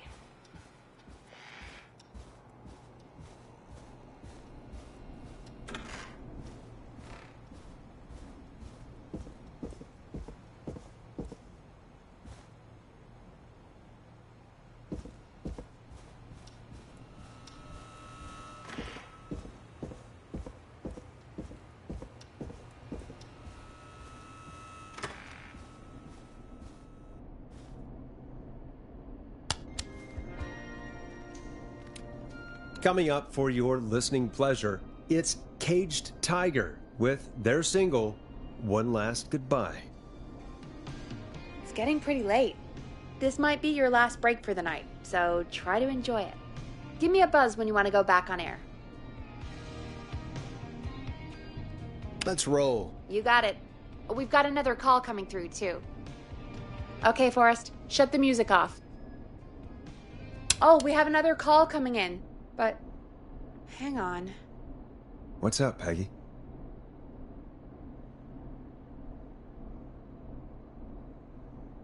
Peggy? You're gonna want to take this call off the air. Who is it? Just do it. All right, folks, it's time for another track. Here's one to help you sit back and relax. We'll be right back after this. I hope this is good news, Peggy. Who have we got? Find out for yourself on line 1. Hello? Forrest, I'm glad I got back through to you. Sounds like it's been a busy night, huh? Surprise! It's Leslie, our 911 operator, leading the charge from Henderson to come save us. It's so good to hear from you. Are you okay? We're doing okay. Sarah and I are both happy to be headed back home. We're happy to have you too. Wait, Sarah? Oh, yeah, I mean Deputy Martinez. Anyway, we got back into radio range a little while ago. We've been listening in, but haven't been able to get through until now. It's been non-stop since you left. Please tell us you're bringing help. You bet! I'm leading a whole goddamn squad towards Gallows Creek as we speak. Turns out somebody had cut the phone lines. They had no idea what was happening. That's great news. That's crazy about the phone lines, though. Do you think the Whistling Man cut them? I'm guessing so. I don't know how the Whistling Man did it. But that doesn't matter right now. Listen, we're coming in hot, but we need your help. I know Gallows Creek isn't a big town, but if we don't know where the Whistling Man is, we can't get him. Her. That's where you come in. You can count on us. What do you need? It might be a long shot, but here goes. The Whistling Man already called up a few times. I bet she calls again. We're still a little ways out of town, so if she calls, stall her. Buy as much time as you can for us to get in. And while you're talking to her, try to figure out where she is. We'll be listening in, so once her location is known, we'll head straight there and end this nightmare. I'll do my best. I know you will. Heck, I can see the headlines now. Forrest Nash's interview of a lifetime. Anyway, I'll radio the other cars and tell them the plan is a go. Hopefully the next time I see you, it'll be with our killer behind bars. Take care now. We'll see you soon, Leslie. Oh, thank God. It sounds like this is almost over. We're nearly through this. Best we don't waste any time then. Let's get back on air. You got it. When you're ready, shut the music off. Bringing you back live now. Welcome back to The Scream with me, Forrest Nash. The line is lit up, but before I get to our next caller, I just want to say, things are looking up. It's almost over. But for now, let's bring in our next caller.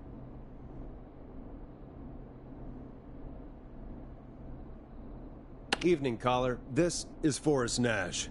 Hello, Forrest. This is John Hedges. I'm here with Casey. I wanted to give you an update on Jason. John! Is he gonna be okay? He's a fighter. He'll be fine. We've got him stabilized and resting in a bed. We're preparing to move him to the hospital. Thank you so much. If you hadn't been there, then... God, I don't even want to think about what would have happened. Of course, Casey. We're just happy he's okay. John, Casey, you two did all the work. Tell Jason to get well soon from us, whenever he's up for it. Well, why don't you tell him yourself? Is this Forrest?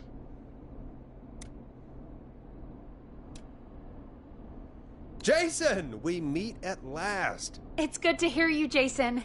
How are you? Oh, well, you know. I've got a hole in my stomach, and there's a knife in my leg, but John gave me something to take the edge off. So, I might feel even better than either of you.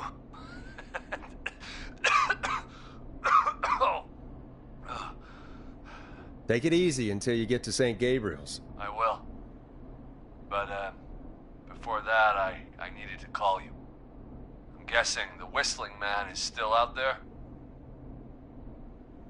Yes, the Whistling Man's still out there. Why do you ask? You know something about the Whistling Man, don't you? Yeah, I do. Can we talk about what happened earlier? Go for it. Casey said when you were attacked, your assailant said something like, "It's not so funny now." Do you know what they meant? I do. I've heard that voice every day in my head for almost 20 years. Every day? Does the killer live in Gallows Creek? No, not exactly. Hey, guys, I'm really sorry, but there's a call on the other line. I just need to make sure we don't have another situation brewing. You fill Jason in on what happened. I'll be right back. Forrest, have you ever heard of somebody called George Barrow? The boy who drowned? Sounds like everything's finally coming out now. It's been tough to hold it all in. Sounds like you've been holding back about something awful, Jason. I'm part of the reason my best friend is dead, Forrest. And the few who knew about it said if I ever said anything, I'd find myself in jail. For a long time.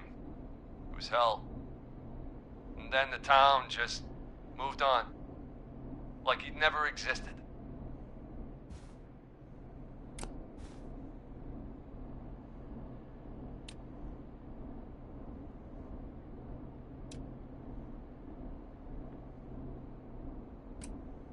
What happened that night? I went along with the stupid prank, that's what.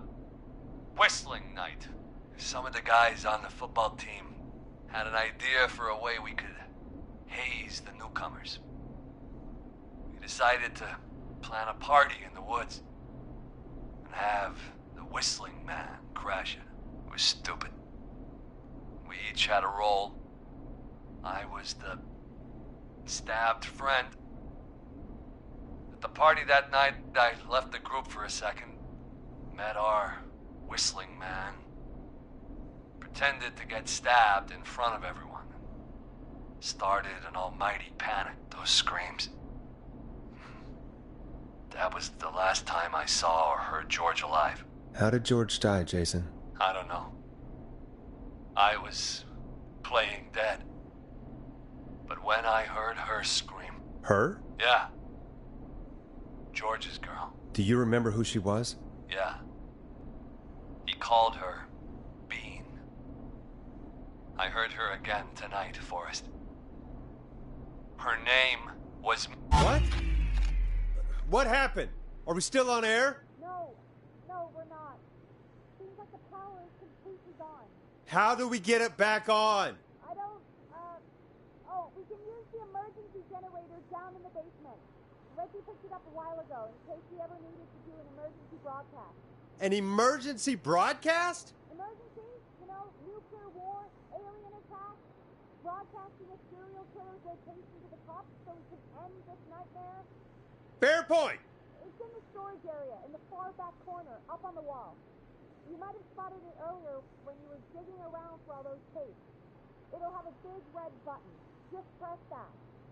I'll see you when you're back.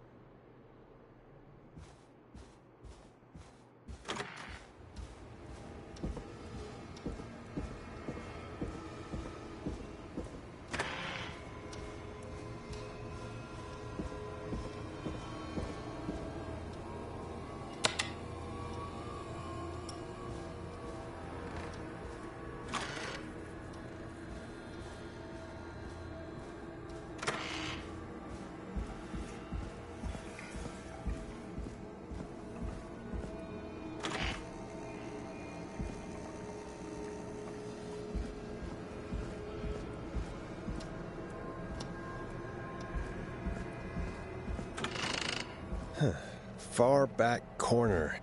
Why is this station so big?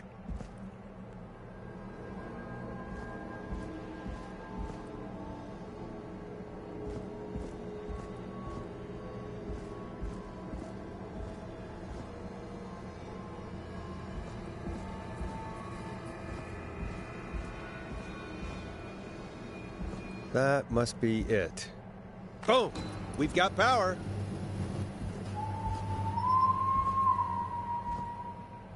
The whistling man. I need to warn Peggy.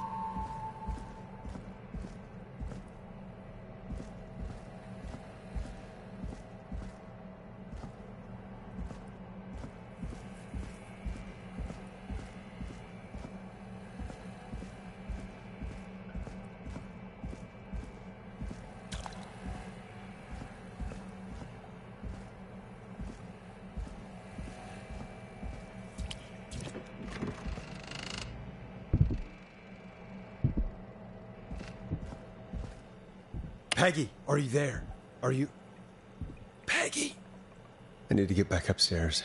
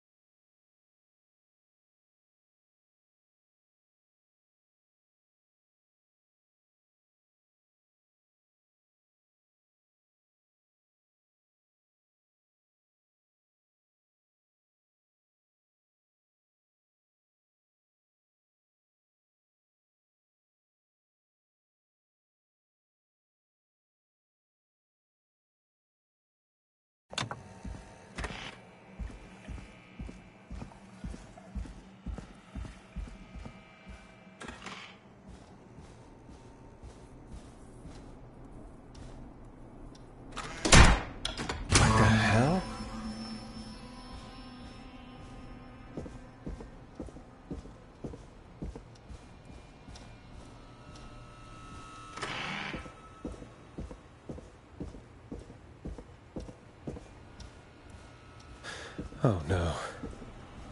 Peggy! Where'd you go?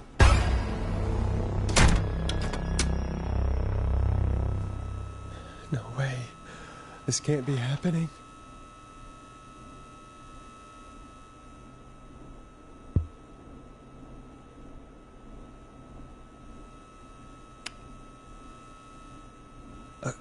A call. What do you want? Good to talk to you again, Forrest. You know, I've really enjoyed our chats tonight. Where's Peggy? Have some patience, Forrest. It's almost the end of the night. Almost the end of the show. But it's not over just yet. We've got a little time still. So let's make the most of it. All right, let's. I'm happy to hear that. Huh? I thought we'd end tonight's Whistling Man special with a special guest. The one who started it all. Oh, let me take that out of your mouth and... You crazy bitch! Let me go! Welcome to the air, Mr. Teddy Gallows Jr. Wait. It's all gonna come out tonight, Teddy. Your daddy and his money saved you 20 years ago. But even if he crawled out of his coffin with all the money in the world... Wait, where the hell is Teddy? How are you talking to him if you're here with me? Because I'm not there with you, Forrest. I'm here with Teddy. And if he says where that is, well, he knows he'll get it. Wait, then... Who am I looking at? Forrest Nash, let me introduce you and all of Gallows Creek to my boy, Henry Barrow. Hi, Henry. Nice to meet you. Don't mind him. He's just shy. So there were two whistling men tonight. Of course. That explains how you were always able to get around town so quickly. Hang on. Did you say Barrow? Then are you... Let me just get this mask off. Damn uncomfortable thing. No wonder Mooney went crazy wearing this. There we go. Marie Campbell? George's old girl. Oh, well, it sure has been years since I last saw. Oh, God damn it. Where are you going with all of this? Everyone's gonna know now what Teddy did. He killed George that night. This night. 20 years ago. Listen to me. You... You're gonna talk when I talk to you. And not a moment before. Meanwhile, Forrest, I'm gonna give you the chance to talk. You're gonna help me reveal what really happened to George all those years ago. Why should I help you? Why should I play any part in this? Because I think you believe in justice. You think this is justice? You have no goddamn idea, Forrest.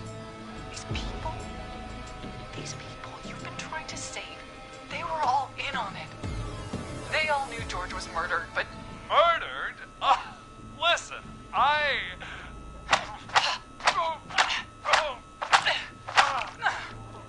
I said you speak when you're spoken to. Now, I know you've done some good work tonight in piecing together what happened to George 20 years ago, and that's why I want you to interview us. Interview you? All right, I can do that. Thank you. I want you to help me and Teddy tell the story, Forrest. Do a good job. And hell, you might be the only one to leave here alive.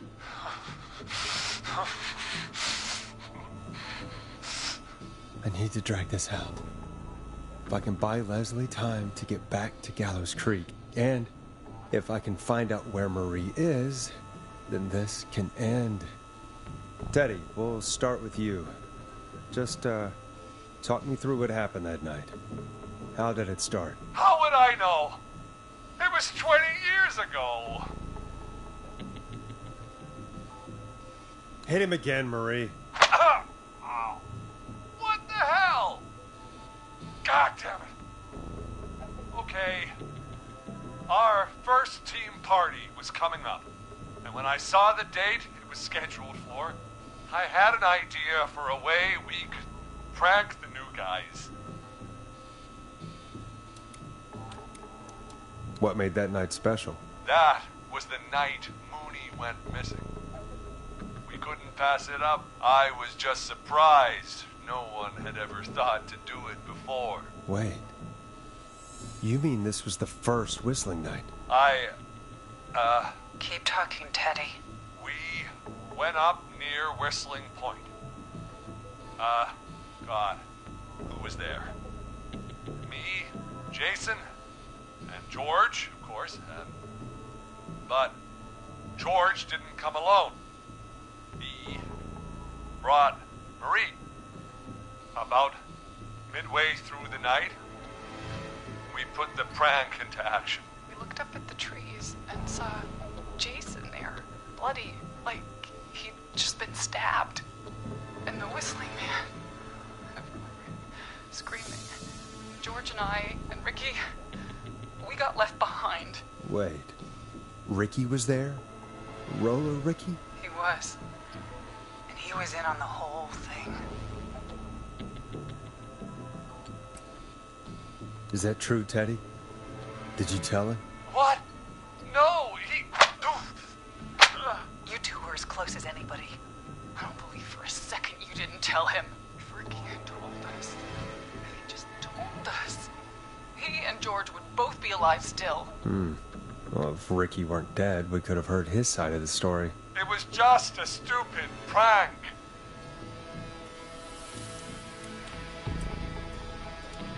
Hit him again, Marie. Oh, God damn it! You made George think Jason had been murdered. He thought his best friend was dead. And so tonight you stabbed him for real? It's the role he wanted to play. Jason's still alive, Marie. He was with a friend. We talked her through how to stop the bleeding and got him professional help just in time. Oh. Well, shame he didn't have the good sense to die earlier. He's gonna regret that. Enough about him. Me and George took off running, but somehow we got separated in the woods. I ended up near the bottom of Whistling Point, and when I noticed George wasn't with me, I panicked. And then, I don't know how he snuck up on me, but the whistling man grabs me. I scream, and he starts laughing, telling me it's just a joke. I could stall for time here. How did you feel in that moment? I felt like nothing was real. I felt small and confused, and Who was under the mask, Marie? Who was the whistling man? it was Chuck. Chuck Brody. Laughing away. But then he stops. And he's looking up. At the top of Whistling Point. What was he looking at? Teddy, what happened next? Nothing. I mean, it was just... Teddy? George fell off Whistling Point.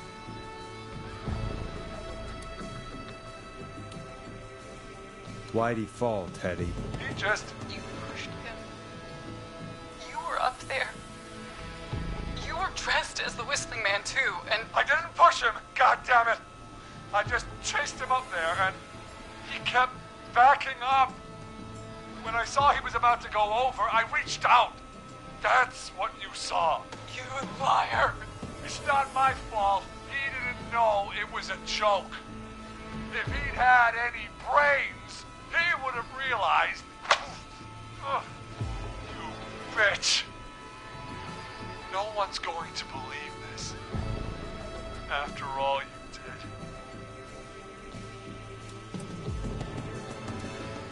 If she's lying, why the cover-up?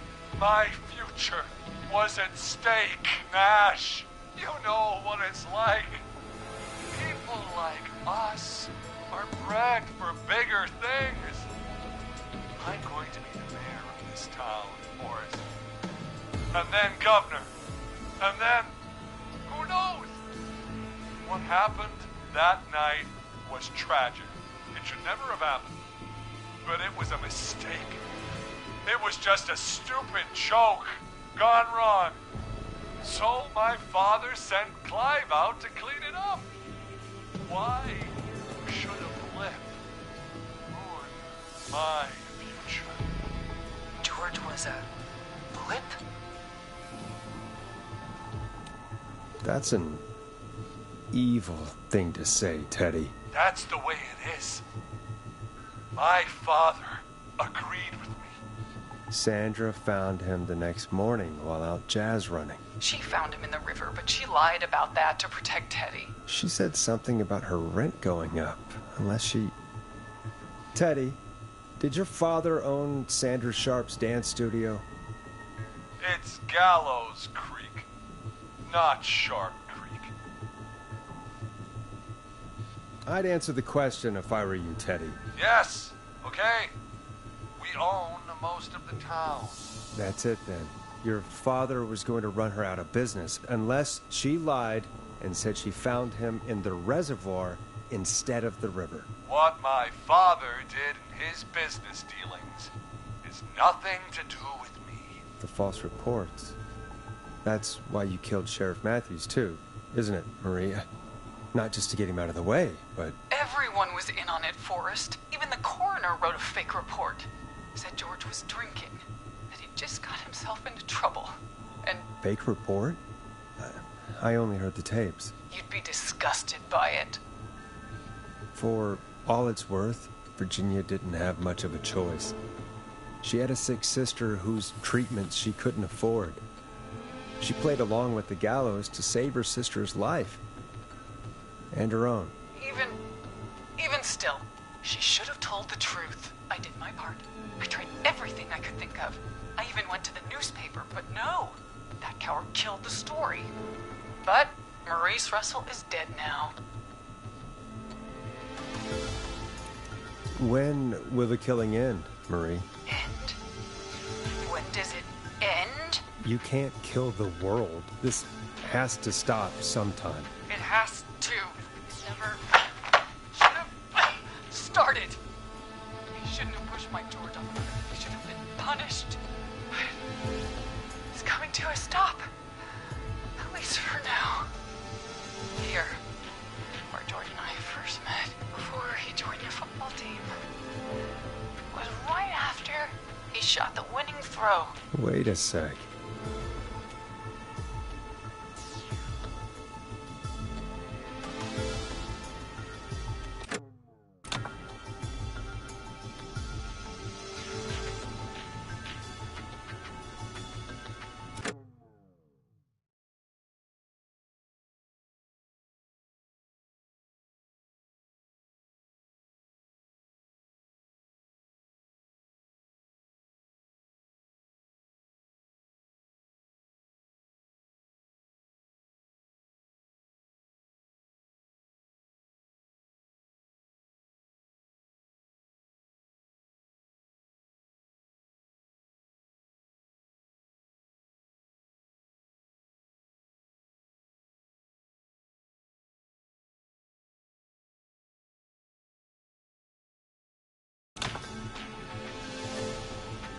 We're at Gallows Creek High, in the gymnasium. That's right, Forrest. Not that it matters, but yes, we're here. Anyway, I think that about wraps up the interview with Teddy. So... Marie? Where? Oh my god. Peggy! Teddy? You gotta help me. Quiet. You'll talk more later. Now I have to talk to someone who mattered more than you ever did. Peggy.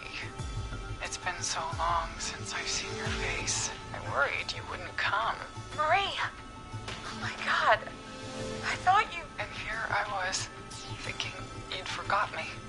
I'd never forget my own sister. Will someone please explain to me what's happening? Wanna explain, Peggy? Earlier, while you were speaking to Jason, I got a call. You remember? Well, it was from Dawn. She said that my sister Marie was there that night George died, and that I should come to the gym for a reunion. And when you walked in, you found out That my sister is the Whistling Man. Good to see you too, Peggy. Why didn't you tell me any of this? She said that it was my last chance to see my sister. I knew if I told you, you'd try to stop me or come with me when we need you on the radio. And I just... I'm sorry. This has to be a lot for you. What happened to you, Marie? You just disappeared one day. Disappeared? I was thrown out, Peggy. I begged Mom and Dad to do something about what happened that night. But did they care? No. They told me to stay quiet.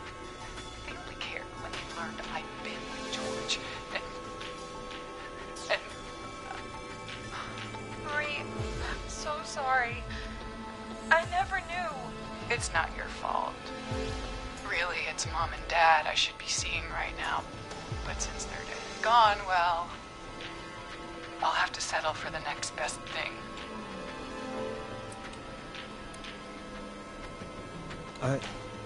Wait. Is that why you went after that kid in the maze? Eugene Stein? Because his parents? That's right. Eugene's parents were there that night, too. They got themselves killed in a bus accident.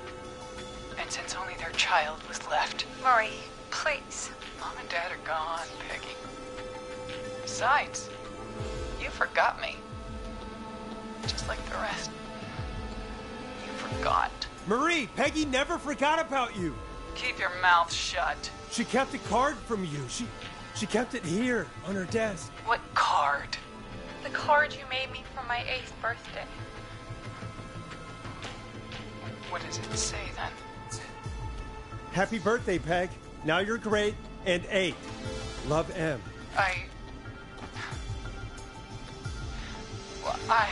Henderson police! Free! No! Henry! Get out of there! Ah!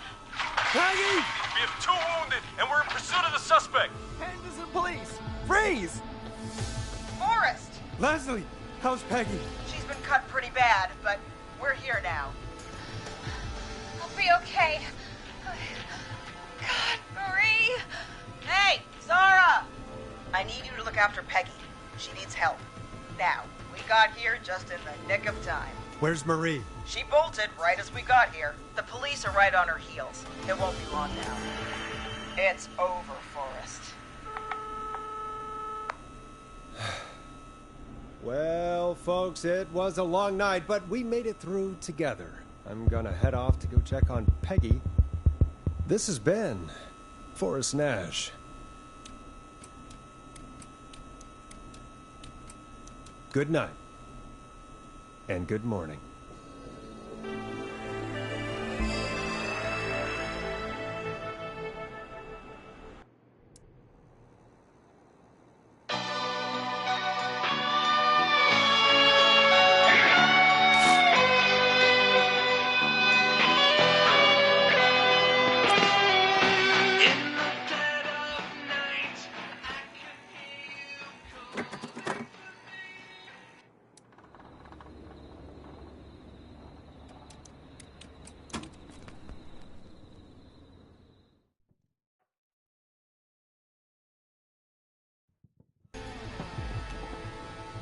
Keep your mouth shut. She kept a card from you.